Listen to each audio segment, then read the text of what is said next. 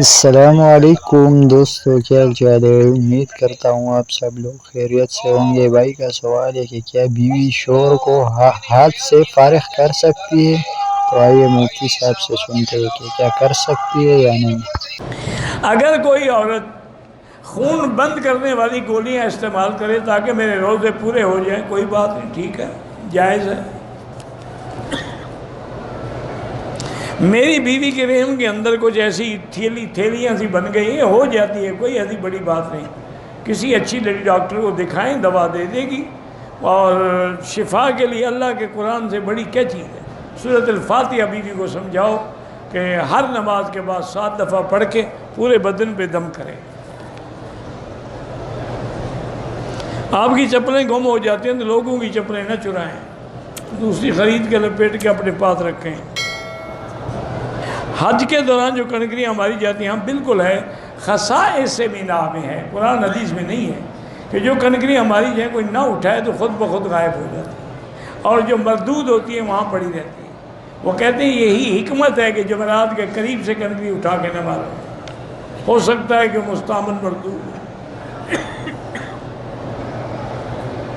بچے کے پیدائش کے بعد اس کے کان میں ہم کیا پڑھیں؟ آئی لو یو۔ اذان پڑھو گے، اقامت پڑھو گے، اور کیا پڑھو گے؟ عجیب مسلمان ہو تم۔ اگر رمضان میں ساری کھانے کے بعد بالکل آخر اذان شروع ہو، پانی پی رہا تھا، ایک بھونک پی لیا، اللہ اکبر ہو گیا، کوئی بات نہیں، روزہ ہو جائے گا۔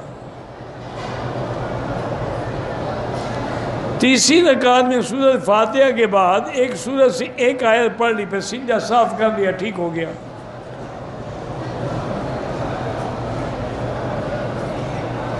میں شادی شدہ ہوں، لیکن ایک لڑکی اور بھی مجھ سے شادی کرنا چاہتی ہے، اس کے گھر والے راضی نہیں ہیں، اور وہ 8 سال سے شادی نہیں کر رہی، تو بالکل آپ بھی گناہ گار ہیں۔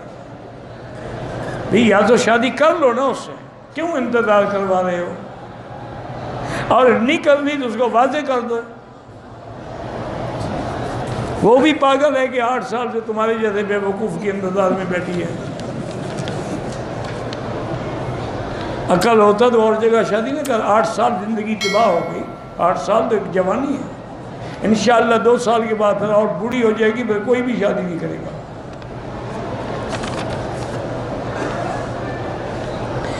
مرد اور عورتیں صف میں برابر کھڑے نہ ہوں، عمل ٹھہر جائے تو کیا وہ مرد کی شہوت کو پورا کرنے کے لیے ہاتھ استعمال کر سکتی ہے؟ نہیں کر سکتی۔